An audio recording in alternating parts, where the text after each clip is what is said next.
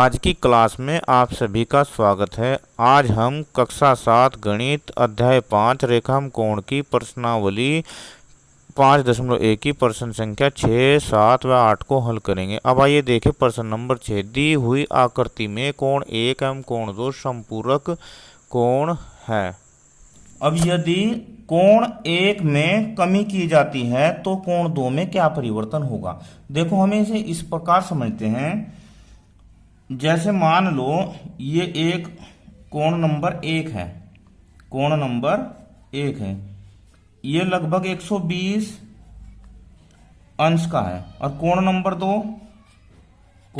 2 है 60 अंश का, क्योंकि दोनों का योग 180 है। ये समपूरक कोण है। तो अब आप हमें ये बताइए कि अगर हम इनका योग करते हैं तो इनका योग है 120 प्लस 60 अंश बराबर 180 अंश। अब उसने कहा कि कोण 1 में कमी कर दो। तो चलो हम कोण नंबर 1 में 10 की कमी करते हैं। तो हम क्या करेंगे, 120 की जगह 110 प्लस, अब हमें लाना है 180, योग तो दोनों का 180 होना चाहिए। तो यहां कितना हो जाएगा, 70 अंश हो जाएगा। यानी कि इसमें 10 की कमी करी तो इधर क्या हुआ, इधर 10 बढ़ गया। एक बार हम इसे 100 कर देते हैं। कितना कर देते हैं, 100 अंश। 10 और कमी कर दी, इधर कितना 180 आना है। तो यहां पर कितना हो जाएगा बताओ, 100 और 80, 180। अब आप देख रहे होंगे कि हम जिस यूनिट में, यानी कि जो माप इधर कम कर रहे हैं वह दूसरे कोण में उतनी ही बढ़ रही है, उतना ही अधिक बढ़ रहा है, क्योंकि दोनों का योग तो 180 अंश ही रहना है। तो अब साफ साफ इसका आंसर क्या आ गया, इसका आंसर हो गया कि इसका आंसर हो जाएगा जिस माप में, क्या, जिस माप में कोण 1 घटेगा, क्या होगा, घटेगा। देखो, कोण 1 घटाना है ना, जिस माप में कोण 1 घटेगा उसी माप में कोण 2 बढ़ेगा। यही तो आया ना हमारा। अगर इधर से 10 कम किए तो उधर 10 बढ़ गए, तो ये इसका आंसर हो जाएगा। अब प्रश्न नंबर 7 को हल करते हैं। प्रश्न नंबर 7, क्या दो ऐसे कोण समपूरक हो सकते हैं यदि उनमें से दोनों न्यून कोण हो, अधिक कोण हो, समकोण हो। बहुत ही इंटरेस्टिंग प्रश्न है ये। उसने कहा कि दो कोण समपूरक हो सकते हैं यदि न्यून कोण हो, अधिक कोण हो, समकोण हो। तो हम इन्हें एक एक करके हल करेंगे। सबसे पहले हम न्यून कोण लेते हैं। क्या लेते हैं, न्यून कोण। अब न्यून कोण किसे कहते हैं, सबसे पहले आपको यह जानना जरूरी है। देखो, न्यून कोण 90 अंश से छोटे को न्यून कोण कहते हैं। यानी कि जिस कोण की माप 90 अंश से कम होती है उसे न्यून कोण कहते हैं। अब उसने कहा कि न्यून कोण हो। अब दो न्यून कोण ले लेते हैं, 90 अंश से कम ले लेते हैं। अब 90 अंश से कम कौन सा होगा, 89 का होगा, 88 का होगा, उससे नीचे नीचे के सारे होंगे। ठीक है। अब देखो, हम सबसे बड़ा ही ले लेते हैं न्यून कोण। अब सबसे बड़ा न्यून कोण क्या होगा, देखो, सबसे बड़ा न्यून कोण क्या होगा बताओ, 89 अंश होगा। क्या होगा, 89 अंश, सबसे बड़ा। तो अब दो यहां लिखते हैं, दो सबसे बड़े न्यून कोणों का योग कर लेते हैं। चलो, अब 89 अंश प्लस 89 अंश बराबर 9 दूनी 18, 8 दूनी 16 और 1 17। 178 अंश हो गया। जबकि समपूरक के लिए कंडीशन यह है कि समपूरक कोण में होंगे जब दोनों का योग कितना होगा, 180 अंश होगा। तो इसलिए इसका तो पहले का तो आंसर आ गया नहीं। क्या आ गया? नहीं। वैसे तो हमें हाँ और ना ही बताना है। अब दूसरे में देखो, अधिक कोण। दूसरे में अधिक कोण।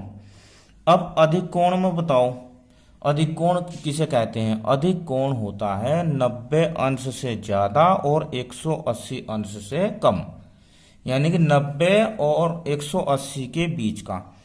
ठीक है। अब देखो, अधिक कोण हम सबसे छोटा अधिक कोण ले लेते हैं। तो दो सबसे छोटे अधिक कोणों का योग 90 से ऊपर 91 होता है। तो 91 अंश प्लस 91 अंश बराबर ये हो जाएगा 1 और 1 2, 9 दूनी 18, 182 अंश हो गया।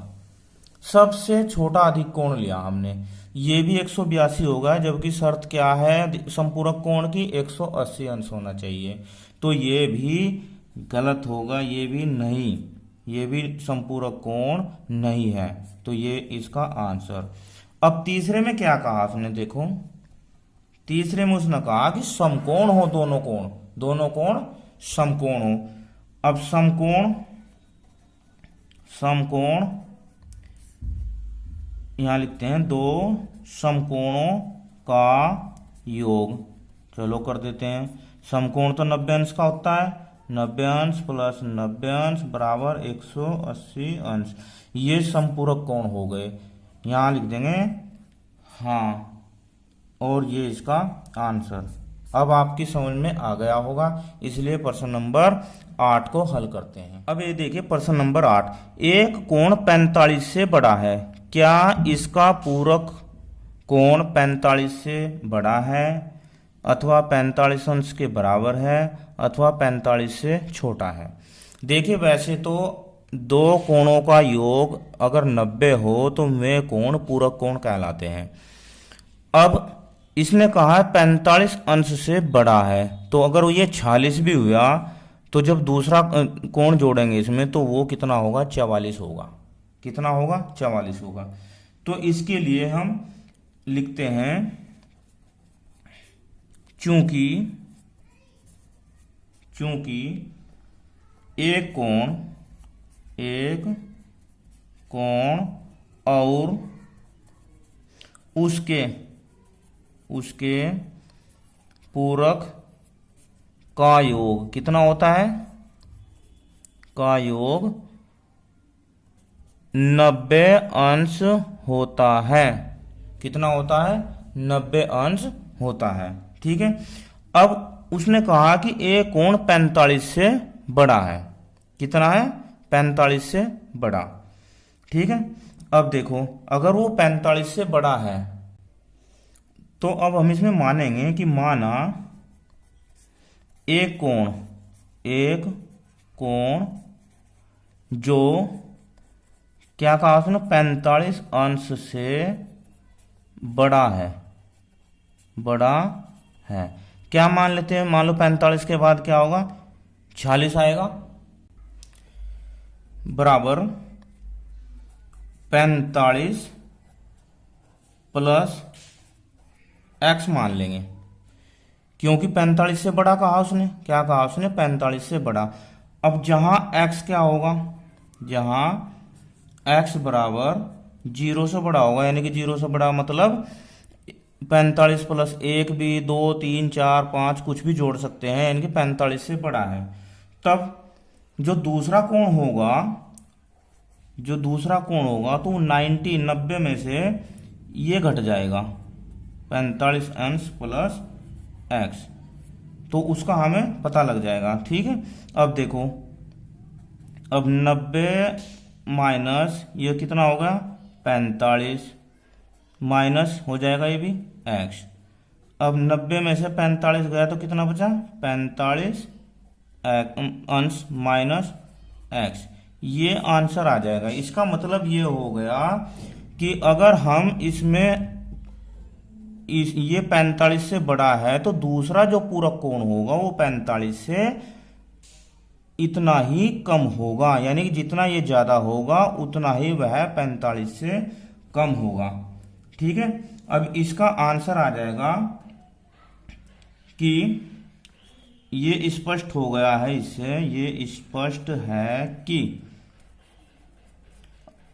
अगर 45 अंश प्लस एक्स, 45 अंश प्लस एक्स कर रहे हैं हम, तो जो वो दूसरा कोण होगा वो 45 अंश माइनस एक्स अंश होगा।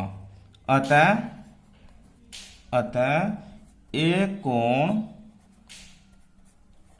कोण का पूरक अगर बड़ा है 45 से, तो जो दूसरा होगा वो 45 से कम होगा। क्या आंसर होगा? वो 45 से कम होगा।